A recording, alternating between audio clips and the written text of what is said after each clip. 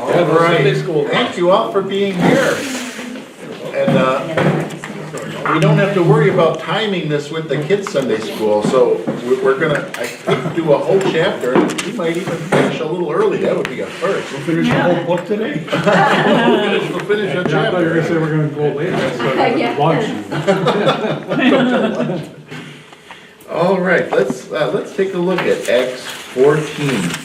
And so, just a reminder, I mentioned it in my sermon too, what are we observing in the book of Acts? We're observing the gospel spread, going out further and further.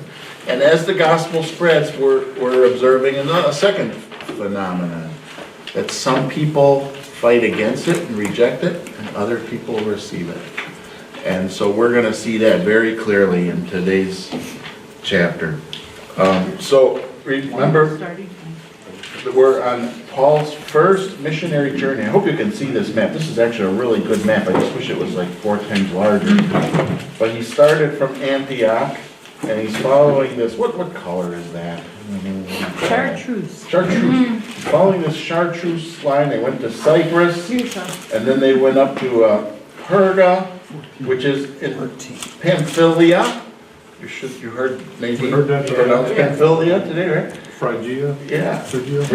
And then they went up to Pisidian Antioch, and had some trouble there, and so they went to Iconium, and that's where we pick up today. So let's follow the line to here. So chapter 14, verse 1.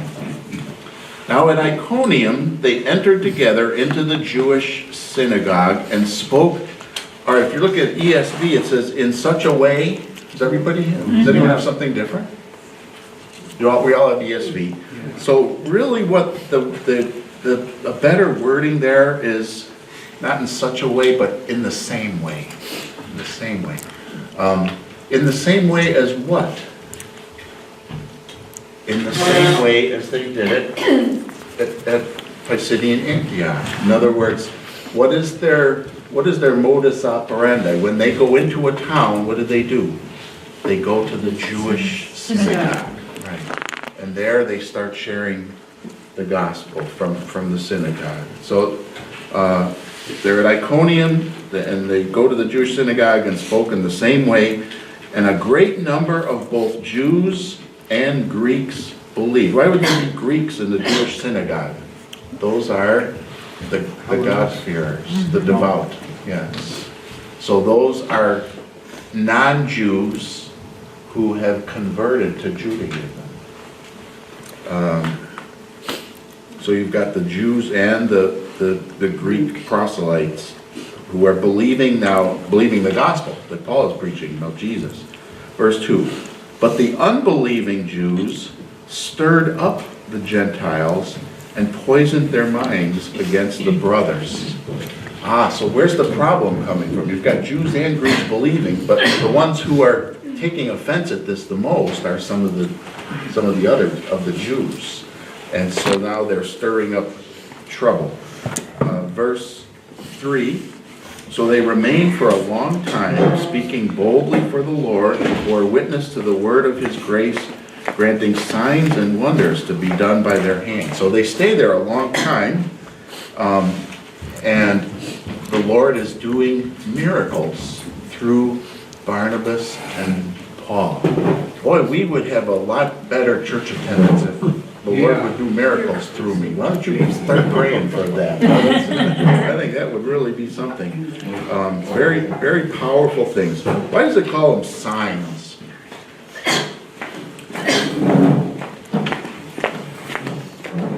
A sign is an indicator.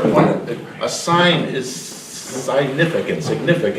It's pointing toward something else. So God doesn't heal just for healing's sake.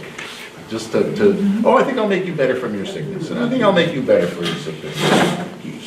When he heals, it's intended to be a sign of the power of God at work in the coming of the kingdom of Christ. It has a purpose.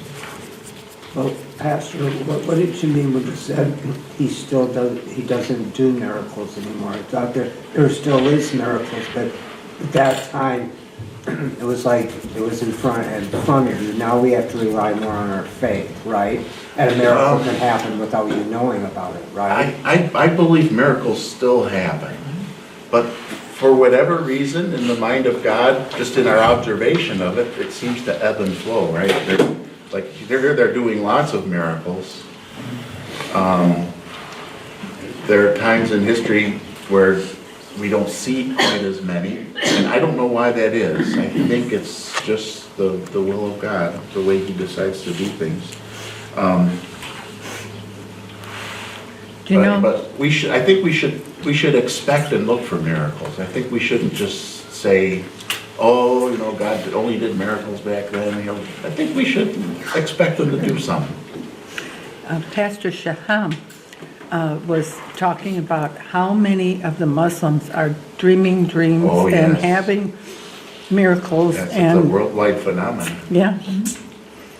So that's a miracle.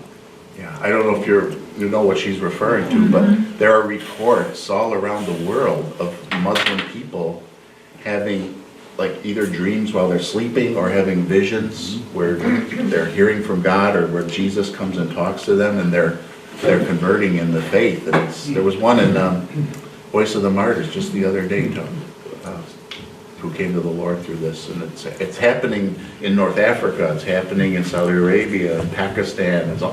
It's a growing phenomenon. It's very interesting what's going on there with that.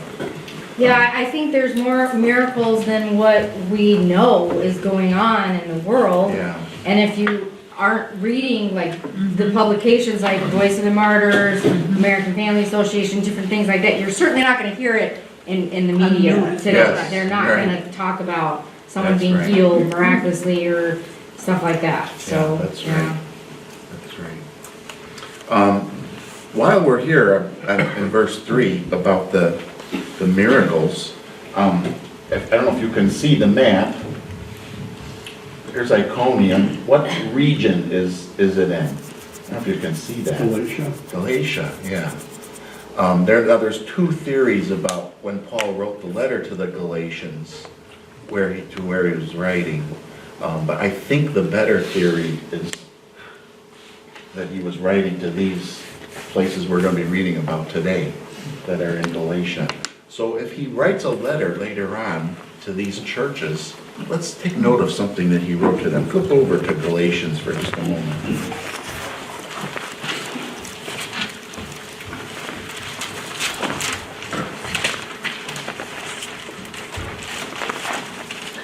Remember in Galatians, Paul is making the argument for faith. And if you look at chapter 3, Galatians 3,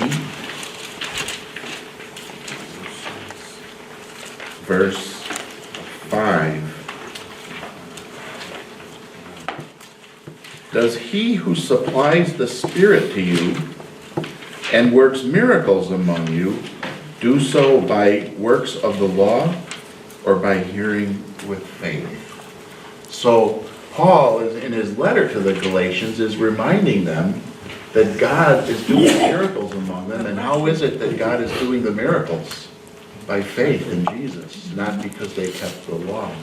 So it's nice, kind of nice, I think, to see that common shared experience that he could write to them about the miracles because they all knew that God did these miracles among them. Okay, back in Acts 14. So they're in Iconium for a long time, verse 4, but the people of the city were divided. Some sided with the Jews, and some with the apostles. Who are the apostles here? Well, who said it?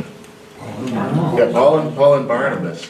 So twice in this chapter, and I think it's the only places in the whole book of Acts, Paul happens, or Luke, the writer, happens to refer to people as apostles who were not part of the original 12 apostles. So how many apostles are there? Seems like there's, at least with one definition of apostle, there's more than 12.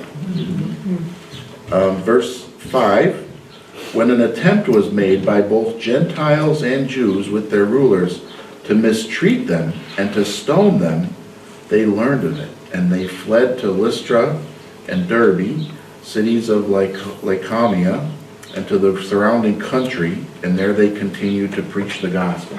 So they're here in Iconium, and when they find out that after they've been there a long time, things are going well, but there's opposition, and now they're going to decide that opposition is going to mistreat them, so they flee to Lystra. So you can see that's very close. It's only 18 miles away. And then Derbe's over here. That's a little bit further. But where are they preaching? Where are they working? They're right in this area here. Verse 8. Now we start another story. Now at Lystra there was a man sitting who could not use his feet. He was crippled from birth and had never walked. He listened to Paul speaking, and Paul, looking intently at him, and seeing that he had faith to be made well, said in a loud voice, "Stand upright on your feet." And he sprang up and began walking. And when the crowd saw what Paul had done, they lifted up their voices. All right, let's pause there before we go any further. So they get to Lystra, and they see this man who's crippled, and so Paul has him get up on his feet, and he's healed, and he walks. Where have we heard a story like that before? Take up your bed and walk. Certainly Jesus, but yeah, I'm thinking of Peter. Remember way back in Jerusalem by the temple when they saw the man, and Peter looked at him. Looked at him, and the man thought Peter was going to give him money, so he got excited. Peter said, "Silver and gold have I none, but such as I have I give you. Pick up your bed and walk," right? And so remember, in the book of Acts, another thing we're seeing is that everything that seemed to happen to Peter, something similar to it happens to Paul. Why is that? Luke is validating and authenticating the apostleship of Paul. He's showing that Paul is just as much an apostle as Peter was, because God uses him for the same kinds of things. All right, and this is interesting too. Paul looked at him and saw he had faith to be made well. I'm not sure what to make of this. The word there that's translated "be made well" is the same word we would use or translate in other places to be saved. So he had faith to be saved, or he had faith to be healed. The word really could be translated either way. So I am not sure how to take that. I am resistant to think that somehow some people are healed because they have enough faith. That would mean other people are not healed because they don't have enough faith. I think healings are at the sole discretion of God's goodwill, and God uses our faith, but He doesn't heal because of our faith. So I lean toward translating this that it should be, Paul saw that he had faith to be saved, that maybe he had heard the message already, or maybe he saw he was receptive to the message. And so Paul does this great sign on him. All right, but when the people see this, and especially knowing this is a guy who's never walked, what happens? Verse 11, they lifted their voices, saying in Lycaonian. Now, they're saying it in this Lycaonian language, and that's why Paul and Barnabas don't know what they're saying. So you're going to discover here as we go a little further, it's not until they get right to the point of doing these sacrifices that Paul and Barnabas catch on what's going on. So they don't object yet because they don't know what's going on. People are saying this in another language. What are they saying? The gods have come down to us in the likeness of men. So what do the people think? The people think these are their gods. Verse 12, Barnabas they called Zeus, and Paul Hermes, because he was the chief speaker. So I don't, if you remember your Greek mythology, Zeus was the head of the Greek pantheon. Hermes was the messenger god of the Greek pantheon. And there are stories in Greek mythology that Zeus and Hermes would take human form and travel around the earth to see what was going on, to visit people. So there's the great story of it's getting late and they're going from door to door asking if people will take them in and let them sleep there, and nobody will let them stay. And they finally come to a house with an old couple, and the old couple welcomes them in and feeds them and gives them the best of everything they've got. And so the next morning when they're going to leave, they reveal that they're actually gods, and they say, what wish do you want? What can we give you? Does anyone know this story? Am I the only one that knows it? Okay, I'll tell you. Good, I'll tell you. And so this old couple wishes that one of them would not be left without the other. Isn't that a good thing? And so the gods grant their wish, and so they live really, really, really old. And then one day, as they're out walking in the garden, they turn into trees. Isn't that kind of cool? That's kind of a cool story, yeah. But that comes from that idea that Zeus and Hermes walked around a lot. And Hermes, since he was kind of the one, speaking for Zeus, the big guy, he did the most talking. So here they think Barnabas is Zeus, and because Paul does the most talking, they think Paul is Hermes. And verse 13, and the priest of Zeus, whose temple was at the entrance to the city, brought oxen and garlands to the gates and wanted to offer sacrifice with the crowds. Now they catch on what's going on here, verse 14. When Barnabas and Paul heard of it, they tore their garments and rushed out into the crowd, crying out, Men, why are you doing these things? We also are men of like nature with you, and we bring you good news, that you should turn from these vain things to a living God, who made the heaven and the earth and the sea and all that is in them.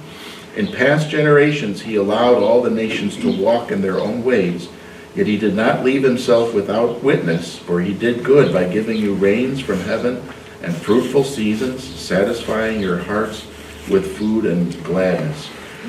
All right, so in last week, in the last chapter, we got a picture of how Paul would preach when he went to a synagogue.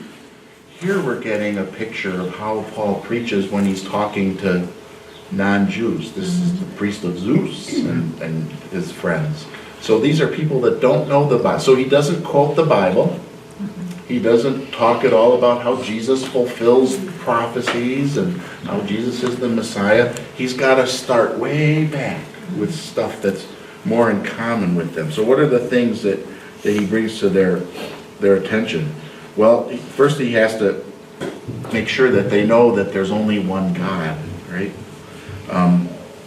So the good news that they're bringing in verse 15 there is that you should turn from these vain things. What are the vain things? Zeus, Hermes, right?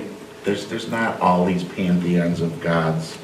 Turn to a living God. So first you got to make sure they know there's only one God, the living God. And what did he do? He made heaven and earth and the sea and all that is in them. So the one true God is the creator of all things. So he's higher than Zeus and Hermes and everyone else. He's the creator of all. And what else? In verse 16, in past generations, he's allowed the nations to walk in their ways. Did God ever say it's okay for the nations to walk in rebellion and sin? He washed his hands of their sin, or he released them to their sin. What verse was that? You're thinking of Romans 1, yeah. He gave them up, right? to That's them. what he said, he gave them He up. gave them up. He gave them up. Yes, that's Romans 1. That is, they now took objects of creation, idols, and worshiped the idols. Because they gave up the truth, he gave them up. And that's why they ended up falling into all kinds of perversion and defilement, because the Lord gave them up. So when he says here that past generations God allowed the nations to walk in their own ways, he's not saying that God didn't care that they sinned. That's not what it is. What is it? He was saying God has been patient. God has been letting this go. What we're going to see when we get to chapter 17, which is a really great chapter. You've got something wonderful to look forward to. I hope you don't take your vacation when we're on chapter 17. That's amazing. That's what we're going to see in that fuller sermon to Gentiles, how now through Christ the time has come. The days of waiting, the days of patience are over. Now everybody's being called to account through Christ, through whom he's going to judge the world, or people will be saved by him. So up until this time, God has been patient. In verse 17, yet he did not leave himself without a witness. So even though these Gentiles didn't have the Bible, they didn't have the prophets, they didn't have God's word, they still should have known about God. How? Well, God sent them rain and fruitful seasons, and he satisfied their hearts with food and gladness. In other words, the Lord, the Creator, has provided for them. So every person should be able to recognize there is someone greater than me who watches out for me, who takes care of me, who gives us the things we need. Everybody should know that. There's no excuse not to know that. Verse 18, even with these words, they scarcely restrained the people from offering sacrifice to them. They were barely able to stop these people from sacrificing to them as if they were gods, which would have been blasphemous to them. Verse 19, but Jews came from Antioch and Iconium. So the last two places where he was, where there were problems, now people have come from those cities to where he is now, Lystra. Create trouble. Having persuaded the crowds, they stoned Paul and dragged him out of the city, supposing that he was dead. What is stoning? In the first century, not in the 21st century. Throwing stones at Yes, being put to death by people throwing rocks at you. And everybody throws rocks at you until you die. Common denominator. Yes. I think I won't have you look it up, but in 2 Corinthians chapter 11, you may recall that's where Paul talks about all the things that happened to him as an apostle. Labors, imprisonments, beatings. 5 times I received at the hands of the Jews the 40 lashes, less 1, 39 lashes. 3 times I've been beaten with rods. And he says, once I was stoned. 3 times he was shipwrecked. So he remembers there that he was stoned. But look at verse 20. But when the disciples gathered about him, he rose up and entered the city. So, what happened here? It's another miracle, isn't it? Even if you're not dead, I would think after a whole bunch of people throw big, huge rocks at you, you're not gonna just pop up, you know? All right, let's go. Have a few bumps. Yeah, that's right. So the Lord has done another miracle here and raised up Paul. And the disciples gathered around him. He doesn't say it there, but I wonder in what sense they're gathering around. Like, are they gathering around to, like, you know, somebody poke him and see if he's breathing? Or were they gathering around to pray? Yeah. So he rose up and entered the city, and on the next day he went on with Barnabas to Derbe. So he's going from Lystra to Derbe, so that's about 60 miles. Right after he got stoned. Yeah, after he got stoned, walked 60 miles the next day. I'm sure it took him more than one day. When they had preached the gospel to that city and had made many disciples, they returned to Lystra and to Iconium and to Antioch. Wow. So he goes there, he's preaching, and the Lord's blessing him there, but what does he do? He has a heart to want to go back to the people where he's had disciples of the Lord who, from his preaching, even though he was in danger in all 3 of those cities, to go back there. Verse 22, strengthening the souls of the disciples. He wanted to see them built up, encouraging them to continue in the faith, and saying that through many tribulations we must enter the kingdom of God. Well, I would say so. When he says that, he knows what he's talking about.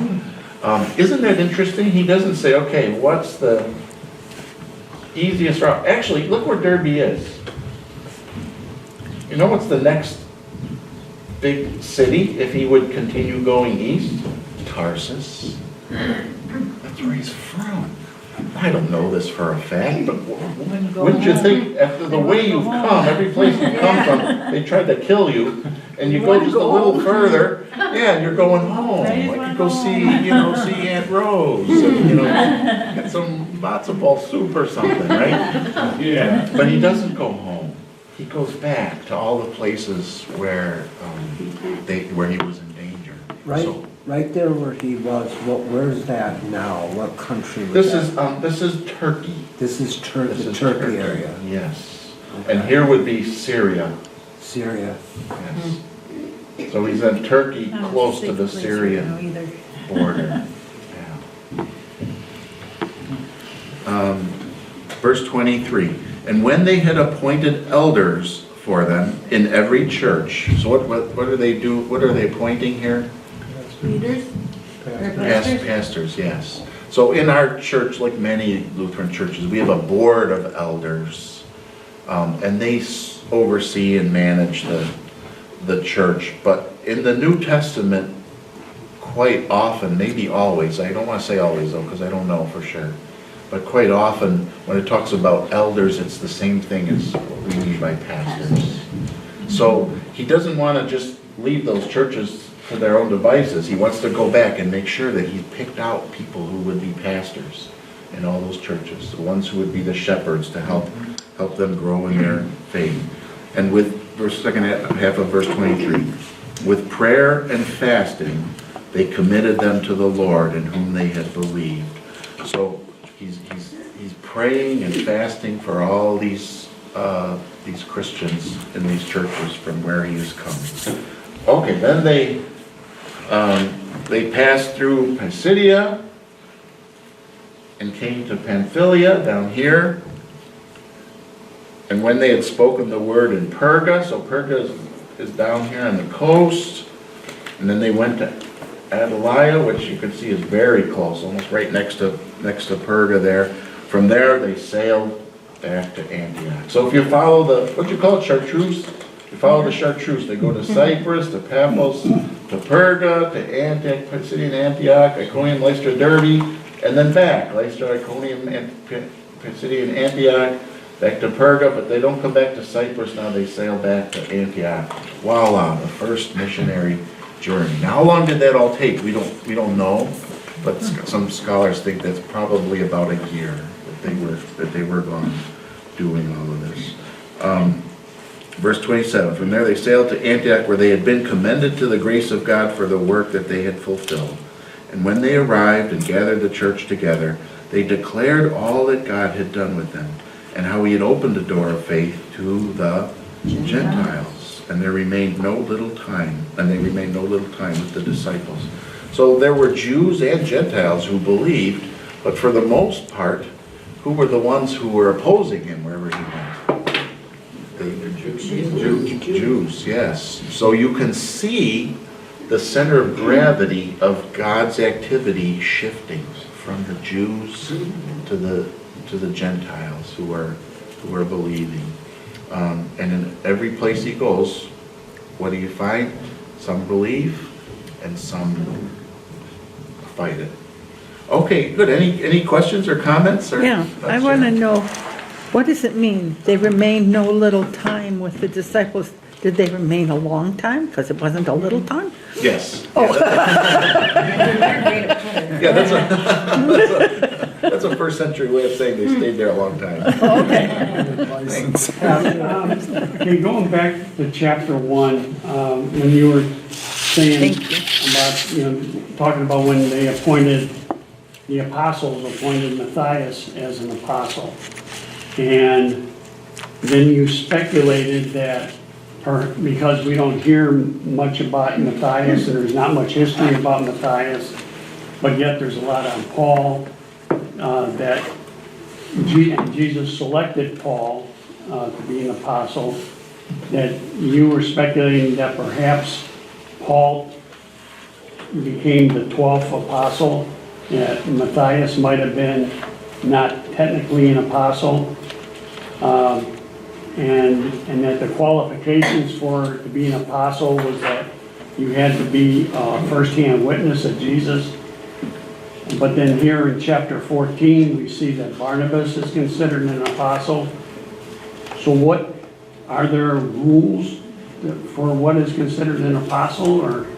Yes, you have a good memory to go all the way back to chapter 1. Well, that was really interesting, though. That stuck with me, too, what you said about good. Matthias and Paul. Well, Yeah. I don't remember saying it, but that's exactly what I believe, so you must have correctly conveyed everything I said. So the word apostle, I think, probably has a range of meaning in the New Testament. There's people in some of the epistle texts who are called apostles, who are, we don't even know much about them or who they are. So I think in one sense, apostles is used to refer to the 12 that Jesus chose. So these are the 12 men that Jesus picked. And if that's the case, if I'm right about that Jesus picked Paul instead of Matthias, and Paul is kind of numbered among the 12, he's one of the big shots.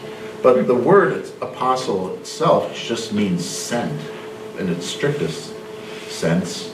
Somebody who is sent. So there can be additional apostles who are among those that God sends for a special purpose that are not restricted to the 12. So there's a semantic range for the word apostle. It's not always, I think it's not always consistently used in exactly the same technical sense. And Pastor, one thing, and I do remember, because Jesus was Jewish, but from confirmation classes, I remember he touched base on that. What actually was the difference in God's eyes between Jewish and the Gentiles? Like, I would be considered a Gentile, right? Because I'm not Jewish, right? Yes. Is that correct? Yes. Okay. What, the Jewish people were the chosen ones Yes. at that time, right? Yes. I'm just a little bit curious, kind of take me back, it's been a little while, why that was. Why, because of Christ? Yeah, so it goes back even further than that. So the Israelites were the that's right. descendants of Israel, or Jacob. Jacob. So that's those who were ethnically descendants of Jacob were the Israelites. They became called Jews later when the tribes split up, without going into too much history, and some of the tribes went one way and they were later wiped out, and the tribe that was left was Judah. And so the followers of the Lord became known as the Judahites or Jews. Jewish people. I yes. don't like Jews, I like... Yeah, I do too. Yes, yeah. I like Jewish people. Yeah. So God, not ethnically, they were descended from Jacob, but also in terms of the covenants that God made, his promises to Abraham and the law that he gave to Moses and the promised land that he gave to the descendants of Israel, that was all focused on that particular group of people. So God dealt with the world by choosing a select group of people in whom he would trust his word and his laws, but always with a mind toward one day that it would be toward all people. And so with the coming of Christ, because the Jews rejected Christ in the gospel, the message now then goes forth to other people, and the Gentiles are accepting. And that's what most of the book of Acts is all about. Now, we could take time, we won't now, but in the book of Romans, it talks about what I think he's saying there is that toward the end of time, before the return of Christ, that many Jews will also start to return back to the Lord again. So it's not like God has done away with the Jews and they're out of his plan forever.